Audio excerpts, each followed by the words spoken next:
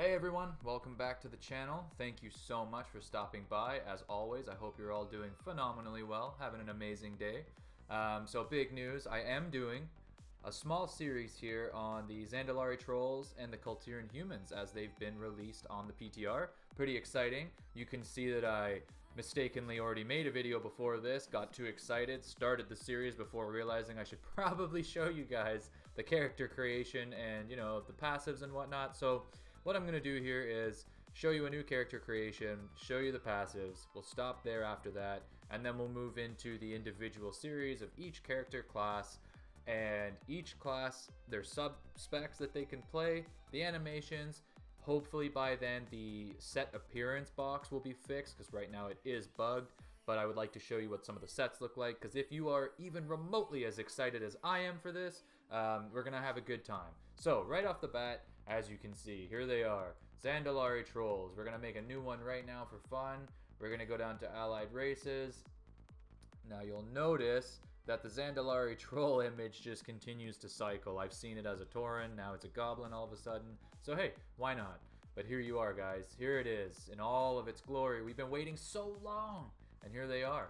So the classes they can play. So the Zandalari troll can play the warrior, the paladin, thank God. If you're one of the people like me who are really hoping for this, the paladin, the hunter, the rogue, priest, shaman, mage, no warlocks unfortunately, for lore reasons, etc. Monks, druids, no demon hunters, and no death knights. Not sure if any of this is going to change. Maybe I've missed that somewhere on the forums, but the exciting news is they have a ton of potential. This is great. It's only 3 classes we can't really play as, so I'm okay with that, especially because my baby shamans are right here, and I'm very excited to try that. As you can see, if you haven't been on the PTR before, you can either start at level 1, but in the case of these allied races and hero specs, you generally start around level 20, and you can try a class trial of level 110, which is what we are going to be doing for these. Just so I don't ruin anything for the next video, I'm just going to make another warrior here, just so I can show you the customization and the racials. So, heading into customization, as you can see, unfortunately only arm spec is available. That will be in the very next video. You're going to see the arms warrior. Skin colors. So, they've got a handful of different skin colors, as you can see. Let's go through them. A little more of a shade of purple. Nice and dark. Look at that guy. He's green. And stone gray.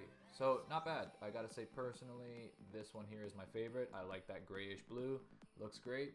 Now unfortunately, as you can see, when I hit face, hairstyle, hair color, tattoos, tusks, and earrings, it zooms in. It's doing this on the appearance set page as well.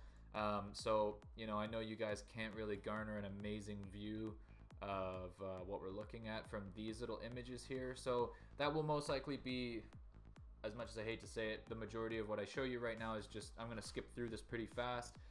Not that I want to, but you know, you can't really see what's going on. Hairstyles, you can kind of tell. A little mohawk action. Sweet little bob on the back there. Bigger mohawk. They actually have a human-like hair. I mean, you can't really see it up top there, but they got some long hair there, which is pretty cool. Lots of cool options. Taking some love from, you know, some of the other specs in the game, not specs, sorry, some of the other hairstyles from other classes or races. I don't know what I'm saying anymore. Yeah, you can't really see too much. I'm sorry about that, guys, but that's what we're working with here. Hair colors: red, blue, white, brown, green. I mean, as many colors as you can handle from the looks of it. Tattoo styles. Now, they don't show you. Can I do it with the gear off? Guess not. So the tattoo styles are mainly around your arms. You have gold bands, etc. So unfortunately you can't see them right now, but when they eventually alter this, I'll probably do a little bit of a redo so you guys can see more in depth. Tusks. So they got some mammoth-sized tusks. We'll start at the top with a nice hook there. Lots of different options here, which is pretty exciting. I mean, look at these bad boys. Not that I'll ever use them, but that's basically Illidan's horns coming out of your face. Probably going to use something along the lines of these. I like the tusks, I just don't like them being super overly pronounced. These gold ones are pretty cool too, actually. Look at that. And this dude has rings. That's blinging out your tusks. That's a whole new level of bling. So, that being said, we're just going to make this guy so I can jump in and quickly go over the racials for you. It's going to put me into this immediate class start scenario, so just deal with it. But anyways, hopefully you guys are as excited as I am. I have been patiently waiting, and I'm very pumped for this.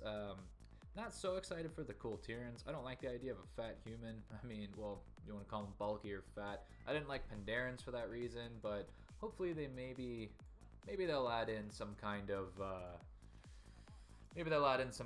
skinny human option or something like that. But anyways, let's give you something nice to look at as we go through this, and then let's shut this lady up. There, turn the sound off here now, and actually, we're just gonna turn off dialogue. There we go. Bang. So you only see the music. Alright guys, so let's go straight into the race traits? Race talents?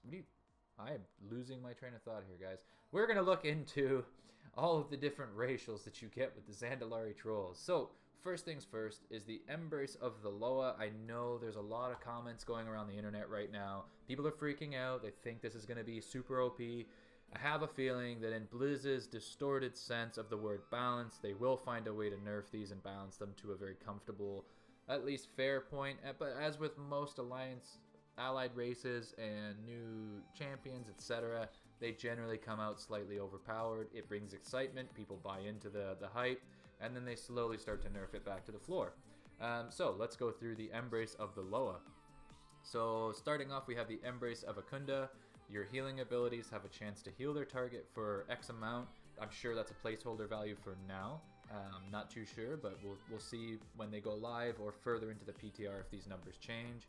So pretty awesome for healing and hybrid specs to do a little bit of extra work there. Embrace of Bwan Samdi. Your damaging abilities have a chance to deal X amount of shadow damage and heal you for 100% of that damage done. Pretty awesome, little extra shadow damage, why not, especially for any of the casters. Embrace of Gong. Increase your movement speed, because why not? Who doesn't like to move a little faster? Has it been around the world? I gotta say, like, I really miss flying, and part of the reason I don't do all the world quests every day is because I can't stand running through all the mobs and flying from zone to zone, because you know those flight paths are built to waste your time, honestly. There's no reason to skip around 6 different paths just to hit one, but that's the way it is. So a little extra movement speed, not such a bad thing to turn on while you're trying to move from point A to point B. Embrace of Kimball. Your damaging abilities have a chance to cause the target to bleed for 2,193 over 6 seconds. Again, placeholder numbers, I'm sure it'll change. The cool thing here is that it stacks up to 3 times. That's pretty good, because I don't know if there's a DR and how many, it stacks up to 3 times, but if it's going to run out after 6 seconds, or do you keep popping it up every time you get a new stack? Either way, I feel like that's a pretty awesome effect, especially for rogues and feral druids. That should be pretty fun. I really like, so far, all of these little abilities that just pad a little extra flair to your class, per se. So we did Embrace of Kimball. Embrace of Kragwa. Taking damage has a chance to grant you additional health and armor. So our tanking classes, our melee specs, etc., especially out in the world, not such a bad thing to beef up a little bit. Now our last but not least, Embrace of Paku. Your abilities have a chance to grant you 5% crit or for until cancelled. So I'm guessing this is just a flat buff until you switch it out, but 5% crit is pretty gnarly, especially in PvE and out in the world. PvP, not so much because it's halved, but I mean, hey, why not pad 5% extra crit onto your bars? So we went through Embrace of the Loa. Next up on the hype train here is the Pterodax Swoop. Now it doesn't want to work. I almost want to like try to kill myself and use it, but I'll do it at the end. We'll see if it works at the end, okay? So the Pterodax Swoop is on a huge cooldown, and I don't know if that's going to change or not, but it reduces your falling speed for 2 minutes. Now, I don't know if that's going to take you the same kind of distance as a Goblin Glider, but this could be a pretty sweet additional piece of content for World PvP. I mean, I know everybody's saying, oh, Pterodax Swoop might be a little bit OP, but what's not OP about Demon Hunters gliding, right? I mean, it's just a super fun part of the game for Demon Hunters. I'm not mad at it. I think it's cool as hell. I wish there was more mobility in the game anyway. Maybe in WoW 2.0, who knows, when they re-release the game. But, I'm a big fan of mobility, so The Pterodactyl Swoop, huge cooldown. Hopefully they bring that down, reduce its efficiency maybe, but bring down that cooldown. Because I think that could be really fun. Especially for, you know, scaling content when you're leveling and just getting from point A to point B. There's a lot of vertical scaling in Zandalari, so, you know, it'd be pretty sweet. So that's the Pterodactyl Swoop. Now regenerating. This is one that people are most worried about. So here's the thing. Every 1 second, it doesn't say for how many seconds. It's on a 1.5 minute cooldown, but 25% health. As you can see up here, 5k ticks. There it goes. It looks like about 4 seconds. So roughly 100% heal over time. That seems pretty damn OP. It's on a 1.5 minute cooldown. You can imagine for PvP, it's just going to be ultra broken, especially for rogues. So I have a feeling that that is going to get ultra nerfed, maybe to like 10% per second for 3 to 4 seconds. I'm okay with that personally. Maybe, I don't know, even that seems pretty strong, but it's gonna have to be balanced out, guys. But it is exciting. It's an exciting cooldown. Past that, we have one last one here called City of Gold. Increases gold earned from creatures by 2%. I mean, not the craziest buff of all time, but I'll take it. I will take it. So that pretty much goes over all of the racials and the customization for the class. Let's take a quick peek here. Is it still broken? It's still broken. So you'll see in the warrior video, I will be going over a couple of the sets, or at least one of them, trying to show you guys what it looks like. But hey, hopefully you enjoyed today's video. If you did, do all the crazy stuff. Like, subscribe, ring the bell, leave me comments, email me, make banners, you know, all that good stuff. Thank you guys so much for stopping by again. Have an amazing day, and we'll see you in the next one.